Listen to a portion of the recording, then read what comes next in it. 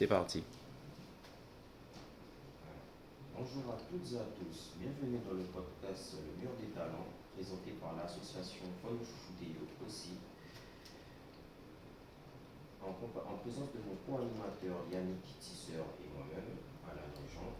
Nous allons aujourd'hui recevoir un invité, mais avant cela, nous allons vous présenter un membre important de l'association Fonu Chouchouteyo aussi, Roland Nice. C'est à vous. Bonjour à tous, alors je suis Rolande, fondatrice et directrice de l'association Fonu Chouchouteyo aussi, qui existe depuis 2 ans et qui a été créée dans le but d'accompagner les enfants et les jeunes et adultes jusqu'à 30 ans en situation d'handicap dans leur épanouissement et dans leur parcours de vie. Alors dans ce cadre-là, nous sommes aujourd'hui ici pour le volet insertion. Donc nous accompagnons pendant 3 mois 8 jeunes donc en situation de handicap avec des talents divers avec des talents divers, d'où le projet de créer le Mur des Talents. Alors pour ce projet, donc, l'association est encadrée d'une CIP et de l'association qui s'appelle Convoi pour Santé, qui réunit des professionnels autour de la santé et qui nous permet de proposer un projet et un cadre bien cadré pour les jeunes. Et dans ce contexte-là, nous recevons aujourd'hui notre invité.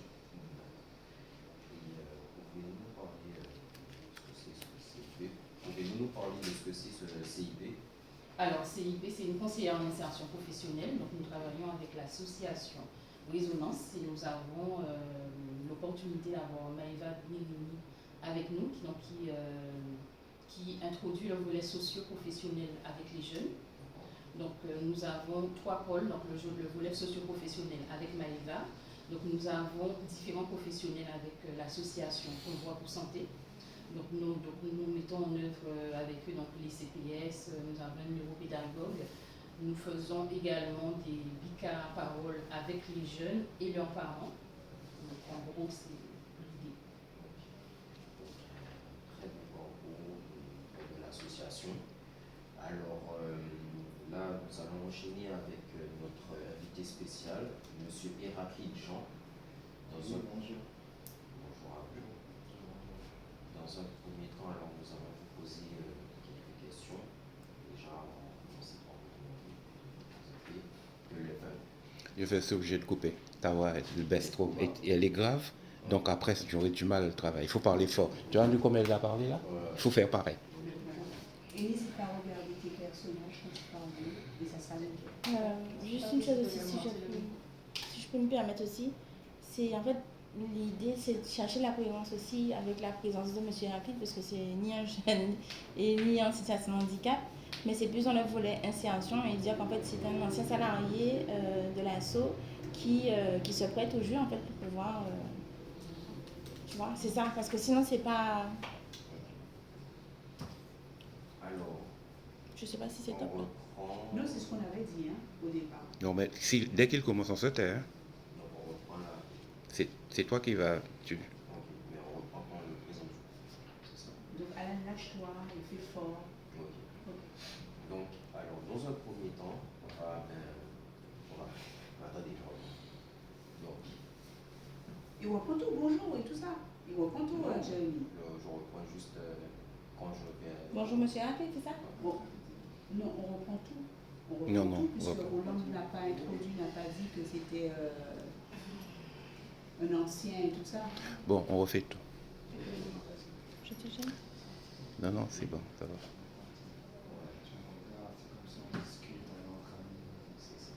On y va.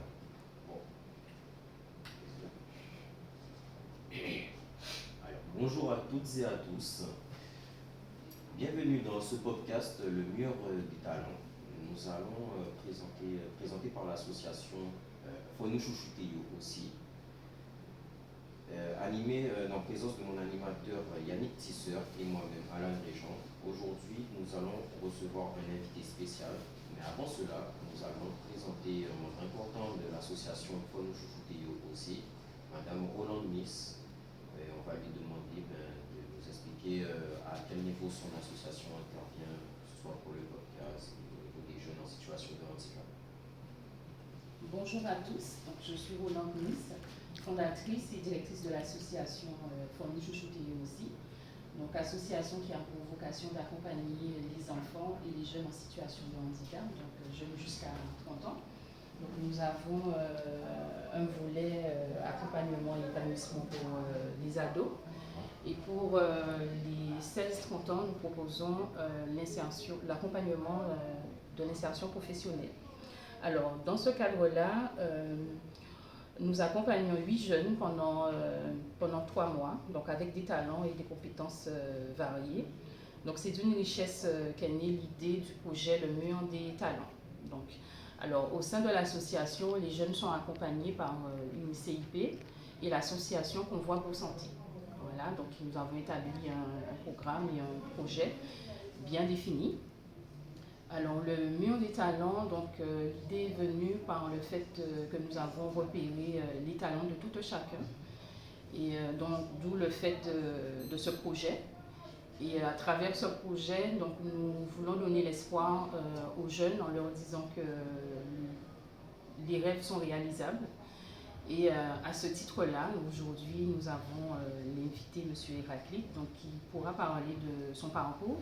Donc, M. Héraclite a été accompagné par Maëva Mérini, donc, qui est conseillère en insertion professionnelle.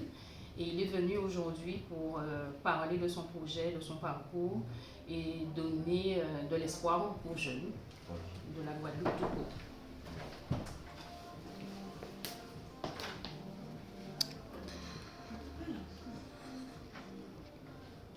On aurait dû notre on air aussi là.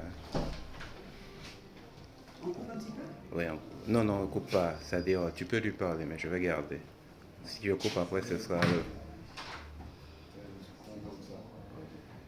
Alors, merci.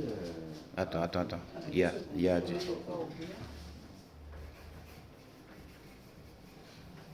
Il ne faut pas qu'il y ait de bruit dans le couloir, il faut qu'elle sache. Parce qu'elle parle dans le couloir. Tu as terminé, hein? Bon, parfait. Donc, si tu recommences, on recommence après son intervention. Pas de bruit, hein, puisqu'on enregistre. Merci beaucoup. Merci.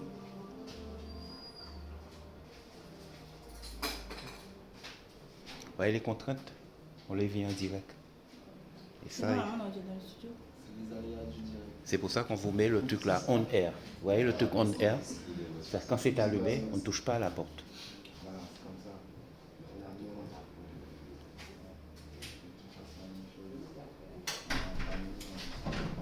Voilà. C'était bien, super. Reste comme ça fort. On reprend. Alors, suite à l'intervention de Mme Rolande, nous allons transvaser sur M. Héraclite Jean. Merci à vous d'avoir répondu à notre invitation sur ce podcast. Alors, nous allons vous demander de vous présenter. Et nous allons essayer de comprendre aujourd'hui votre parcours professionnel et comment ça s'est passé avec Maëva Mérini et vos divers parcours professionnels, rêves, échecs, ce que vous aspirez en fait. Bonjour à tous, merci aussi de me recevoir aujourd'hui. Je vous remercie beaucoup. C'est nous aussi également. Voilà. En tout cas, dans un premier temps, j'aimerais remercier les associations comme Fourni Chouchoutéo aussi et la deuxième association avec Madame Mérini. Voilà. Donc mon parcours il a été pas net. Voilà, c'est ça. Okay. Il faut que, je tiens à vous dire que faut que vous soyez motivés. Oui. Parce que pour s'en sortir, il faut se battre. Oui. Voilà. Alors, pouvez-vous commencer par vous présenter votre âge, ce que vous voulez faire, votre parcours scolaire, comment ça s'est passé dans votre jeunesse, ce genre de choses quand vous savez votre âge, quelle mentalité vous aviez. Parlez-nous de vous un peu. Voilà. Tout d'abord, je suis un ancien de l'association que Mme Nérini a suivi. Voilà, donc, aujourd'hui, j'ai 39 ans. D'accord. Voilà. Et que ça n'a pas été toujours super. Voilà. Mais vous êtes toujours là. On est toujours là. Ça demande beaucoup de patience aussi avec le personnel de l'association parce qu'ils sont toujours là à l'écoute, à avoir la santé mentale, si on va bien, si on a envie de baisser les bras, c'est le qui nous motive. Voilà. Donc moi je viens de Guadeloupe. Voilà. Mon parcours scolaire, ça a été troisième général, ensuite j'ai fait un peu l'école hôtelière, je suis parti en métropole, parce qu'à l'époque il n'existait pas l'école hôtelière ici. Donc j'ai dû lutter, je ne connaissais pas la France, j'ai atterri dans le sud, il fallait s'adapter. Ensuite, le parcours scolaire, il faut commencer, c'est lycée hôtelier, donc après par la suite j'ai pris mon examen en cercle cuisine. Ensuite très vite j'ai évolué, parce que j'en voulais, mais c'est pas un métier très facile non plus aussi, parce que c'est très prenant, ça me prend beaucoup de temps. Déjà à votre âge j'avais 15 ans, et je ne connaissais pas du tout, donc il fallait bien s'habiller, il fallait avoir une hygiène de vie, voilà, parce que l'école hôtelière c'est la grande cuisine gastronomique. Il fallait une discipline. Voilà, une discipline. Donc à partir de là, c'est un milieu aussi un peu très hiérarchique, vous voyez, parce qu'il y a un chef, il y a le patron, il y a des chefs, de partie, c'est-à-dire par exemple dans une cuisine c'est un régal, donc il y a un chef qui s'occupe du poisson, il y a un chef qui s'occupe de la viande, voilà, il faut que ce soit impeccable, les assiettes propres, il faut qu'on soit propre aussi pour le travail. Donc ça nous apprend une certaine rigueur, voilà, déjà pour soi, dans la vie, et aussi pour le mental. Très vite j'aime bien ce genre de métier où c'est un peu hiérarchisé, donc ça motive. Ensuite j'ai fait ça pendant pas mal d'années, jusqu'à temps que j'ai voulu me reconvertir. Voilà, et par la suite j'ai eu le chemin de Madame Mérini, de mon association. Et c'était très difficile au départ, je ne vais pas vous mentir. C'était très difficile parce que il faut d'abord se chercher aussi, chercher à savoir une motivation, toujours voir plus loin. Donc voilà, c'est une motivation, un métier d'avenir. Alors, excusez-moi, j'aurais aimé vous poser une question, dis-moi. Est-ce que c'est le métier que vous avez rêvé de faire d'aller en cuisine ou c'est vraiment vous avez décidé de, par un parcours de vie en gros, vous avez choisi d'aller dans la cuisine? C'est pas vrai. C'est un choix, une passion.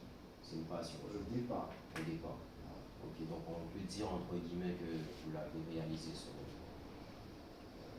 Je me suis reconverti. Donc mon métier actuel N'est pas du tout dans la dans restauration. la restauration. Et du coup, comme vous nous avez parlé de métier hiérarchisé, jusqu'à quelle hiérarchie vous avez, jusqu'à où vous êtes arrivé au plus haut dans la hiérarchie par rapport aux En ce autres? qui concerne le métier de la cuisine, Oui. je suis arrivé à chef de partie, ensuite je suis arrivé à chef. Ok, donc en gros, vous avez obtenu le plus haut. C'est déjà très bien. Et comment justement vous avez réussi à scaler dans l'hiérarchie, à évoluer? En ce qui concerne la cuisine, c'est avec la persévérance, la rigueur, les règles, et savoir aussi écouter, parce que l'équipe aussi, on écoute pour savoir si nos collègues sont aptes ou pas aptes. Aujourd'hui, ça peut arriver, on est tous humains, donc il y a des hauts et des bas, C'est sûr. ça peut jouer aussi sur le travail. Et du coup, est-ce que vous avez, par exemple, des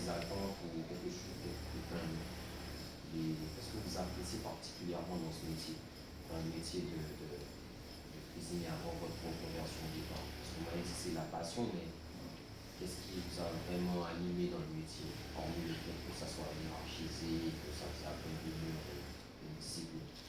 Tout d'abord, il faut déjà aimer faire ce qu'on fait, Ok, parce que ça prend énormément de temps, oui, que ce soit la vie professionnelle, la vie privée. Donc, ça prend énormément de temps, donc il faut vraiment aimer ce qu'on fait.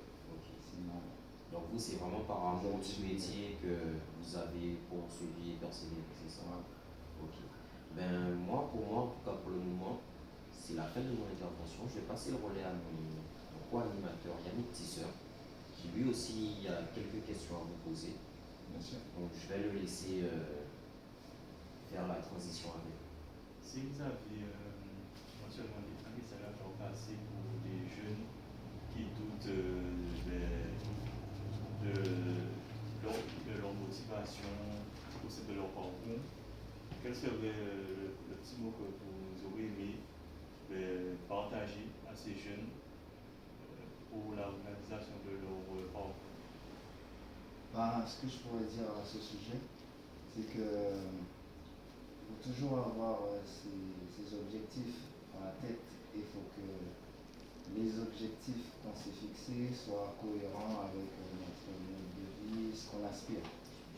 Donc, à ce niveau-là, je pourrais vous dire que c'est pas évident, mais il faut travailler là-dessus, voir qu'est-ce qui est cohérent au moment où on doit accéder à ce qu'on veut comme rêve. Mais le parcours est très difficile.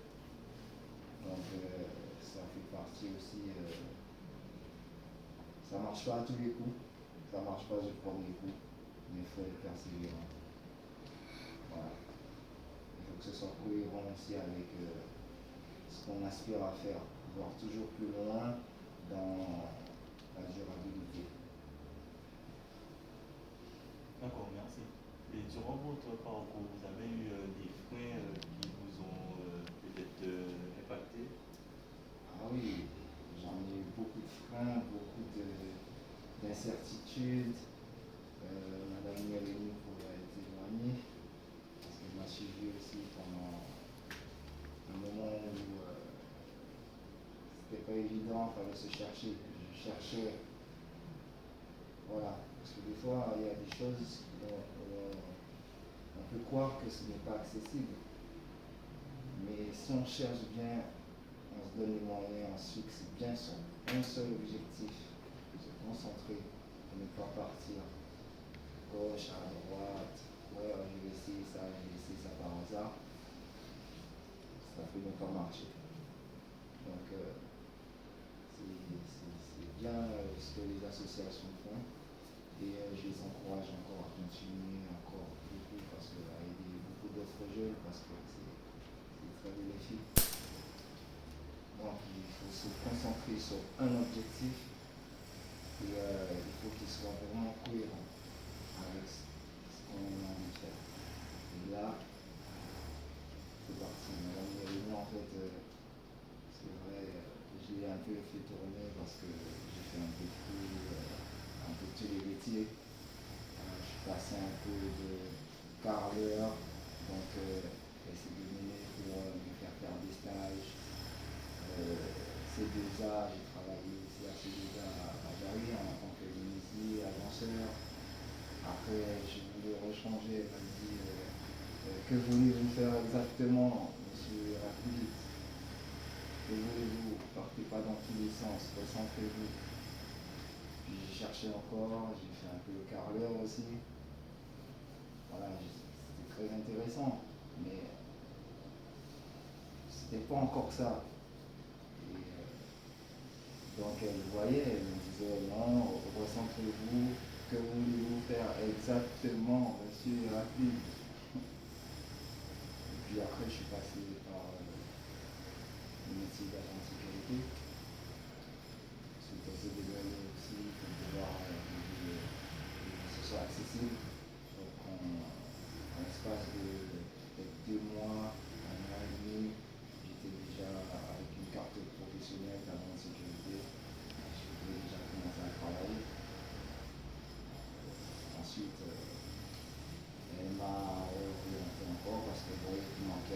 trucs. C'est pour ça que faut bien les écouter. C'est ceux qui vous accompagnent dans les associations parce qu'ils vous écoutent et ils arrivent à voir ce qu'il vous faut selon vos motivations, selon ce que vous dites. Et ça fonctionne bien. Ça fonctionne bien après. Et puis j'ai voulu faire agent de sécurité, mais c'était pas encore ça. Donc, on m'a posé la dernière fois. Que voulez-vous exactement faire la dernière fois? Et ensuite, j'avais pas de bac. En fait, la restauration, je suis entré en tant que CAP DEP. Donc, et on a cherché ensemble. Et puis là, on s'est fixé. Là, il m'a dit voilà. Et elle a trouvé une formation en garde du corps, protection rapprochée, protection de personnalité. Et puis là, elle m'a posé est-ce que j'étais vraiment sûr, et c'est ce que je voulais. Donc, elle a fait toutes les démarches, tout, elle m'a accompagné, et je suis arrivé à ce niveau. En moins de 3-4 mois, j'étais déjà garde du corps avec une deuxième carte professionnelle dans la sécurité, mais là c'est la sécurité de personne. Donc j'ai pu voyager en plein hiver, des fois aussi, il fallait s'adapter, il faut toujours s'adapter à ce que vous voulez. Donc il faut toujours se battre dans la tête aussi mentalement, parce qu'une fois que c'est lancé, il faut y aller, voilà, il faut y aller. C'est ce que je peux vous dire. Et puis je suis devenu garde du corps.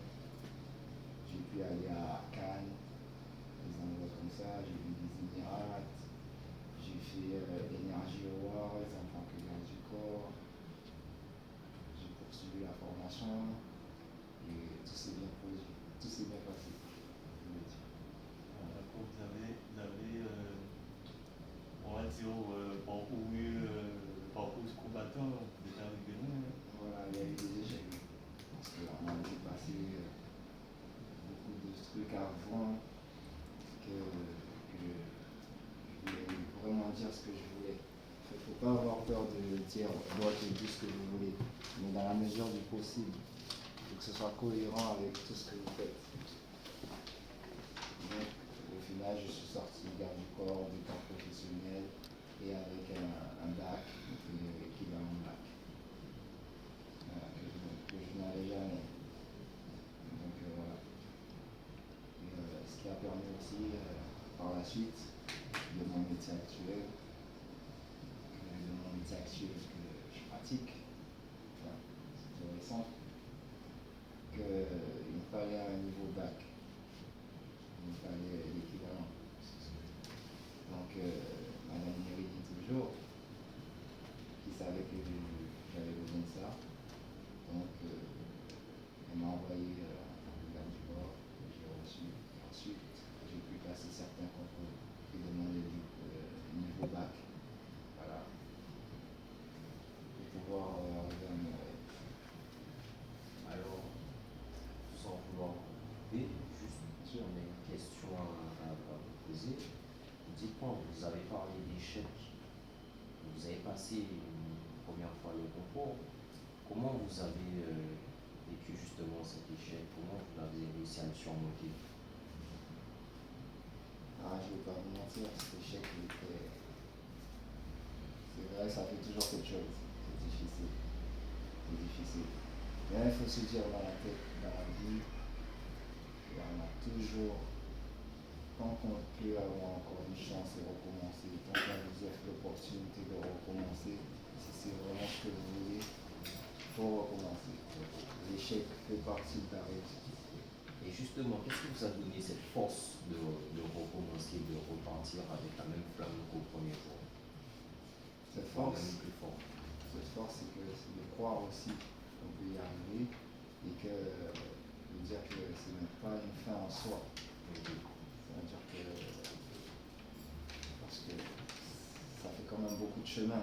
Oui, Donc il faut se dire dans la tête qu'on n'a pas fait tout ça pour rien. c'est C'est ça. Pour s'arrêter si près du but que c'est palpable, on peut toucher. Donc pourquoi je vais m'arrêter alors que le chemin on a surmonté des montagnes, on est passé par les bois. Donc c'est tout près, c'est palpable, il ne faut pas s'arrêter. Et justement, avec cet échec, au final, avec le recul, est-ce que vous avez pensé qu'au final, cet échec, c'était un peu quand même une chance sur votre parcours? Est-ce que vous pensez que sans cet échec, vous aurez pu arriver là où vous en êtes aujourd'hui? Je pense que l'échec, c'est venu au bon moment. Peut-être c'est de là de se remettre en question un peu aussi, de dire est-ce que c'est vraiment ça. J'ai fait tout ce chemin parce que je veux vraiment, je suis tout près du but, parce que j'abandonne les sacrifices, le temps passé, et à voyager, monter, descendre, à s'adapter, décalage horaire, l'hiver. C'est pas simple. Donc quand on repense à tout ça, On se dit, je continue. Il faut toujours garder sa motivation. justement, la deuxième tentative, vous êtes même devenu major de votre promotion. Qu'avez-vous ressenti? Un ressenti de la fierté, un ressenti de la joie. J'ai ressenti, c'est comme un poids qui s'échappe, comme un nuage qui part, on se sent plus léger, plus confiant, on s'affirme plus, et on commence à apprécier ce qu'on fait parce que c'est un rêve, c'est un but, c'est des objectifs qui font qu'on est fier aussi. Ok. Et justement, lorsque vous avez compris que votre rêve devenait une réalité, quelle a été votre première pensée? Ma première pensée, ça a été de remercier les gens qui étaient là à ce moment-là, qui m'ont motivé. Ça a été malgré tout, de ne jamais les oublier. Ça a été ça. Ça a été de les remercier, ça a été de remercier tous les gens qui ont contribué, de proches et de loin. Ça a été de me remercier aussi moi-même. Forcément. La confiance en soi, tout ça. Et mais justement, qu'est-ce que vous allez dire aujourd'hui? Quand vous regardez votre parcours actuel, qu'est-ce qui vous domine? Quel sentiment vous domine? Le sentiment, c'est de pouvoir faire les choses bien. C'est-à-dire que là, il n'y a plus de retour en arrière, de fréquentation aussi, d'ancienneté, de choses, d'apprécier plus la vie qu'on mène, d'apprécier au travail, voilà, de vivre chaque jour Voilà. correctement, dignement, toujours en se respectant soi-même. C'est ça, c'est le but c'est d'être en accord avec soi. Voilà, c'est ça. Et encore une fois, mon co-animateur a des questions à vous poser. Bien sûr. Donc je lui laisse le relais. Avec plaisir. Et du coup, quelle a été votre réussite, votre plus belle réussite dans votre parcours? Et quel métier que vous exercez en ce moment?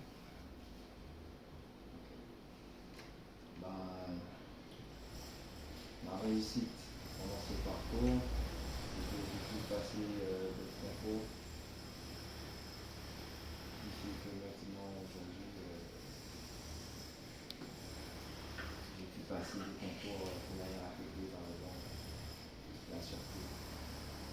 La sûreté engage beaucoup de responsabilités. Voilà, et ma réussite aussi, ça a été que j'ai voulu continuer vraiment jusqu'à mon rêve, parce que je ne voulais pas m'arrêter là. Et aujourd'hui, je suis dans un métier de protéger les citoyens. Voilà. Au départ, j'ai eu un échec aussi. Et ça a continué, j'ai eu un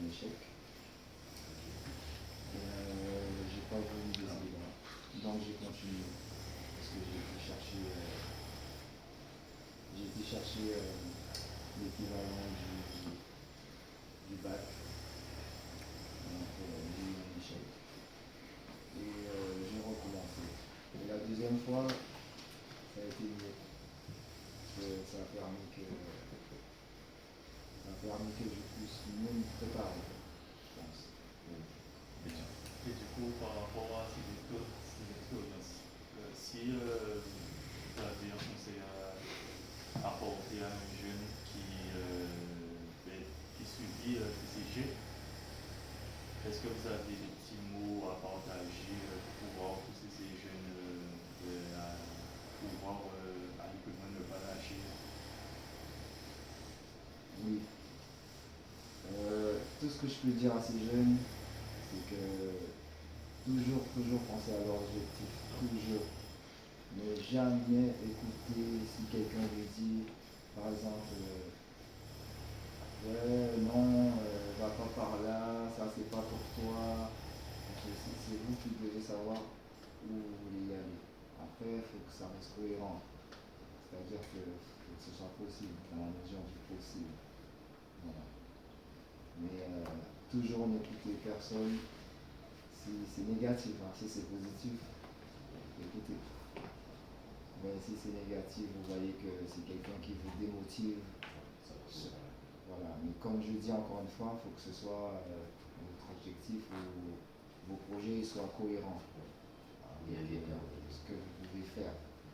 Voilà. Quelle est votre plus grande fierté aujourd'hui? La plus grande fierté, je dirais que j'ai atteint mon rêve en professionnel. Voilà. Professionnellement, j'ai atteint mon rêve. Ça, c'est ma plus grande fierté. Vraiment, merci. Et je tiens à remercier aussi toutes les associations qui m'ont aidé, bien sûr, que ça se réalise. Évidemment.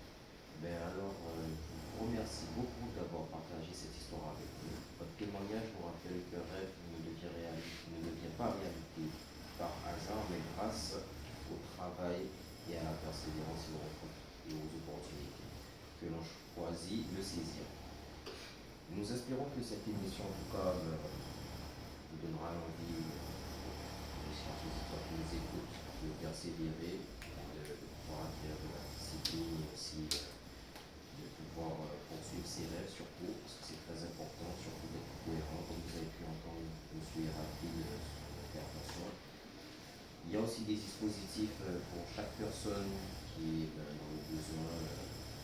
Ça peut être maladie, ça peut être mental, n'importe quoi. Il y a toujours des solutions qui existent pour pouvoir poursuivre ses rêves. Et puis, suite aux recommandations de M. Héraclide, ne vous laissez jamais décourager par qui que ce soit, mais qui vous dirait que ça ne serait pas possible votre projet. Tant qu'il est cohérent, que vous savez que c'est possible, allez-y à fond. Et puis, n'hésitez pas à nous laisser un commentaire, à partager, à commenter et à liker aussi, parce que ça sera sur diverses plateformes. N'hésitez pas aussi à nous dire si vous avez d'autres personnes à vouloir nous présenter dans le but de ce podcast Le Mur des Talents. Là, c'est que la première édition. Si tout se passe bien, tout se passera bien, on passera sur la deuxième édition. Et on remercie encore une fois Madame Roland Nice de l'association Fonojouchouteyo et aussi que Maëva Nérémy, de l'association Résonance. de l'association Résonance de nous accompagner aussi sur nos parcours parce que nous sommes par elle se donne énormément de mal et ça paye au final. Et sur ce, nous vous remercions d'avoir écouté notre première édition de notre podcast Le Mur des Talents. Et nous vous disons à la prochaine. Portez-vous bien et au revoir. Merci à vous. Merci à vous. Avec plaisir.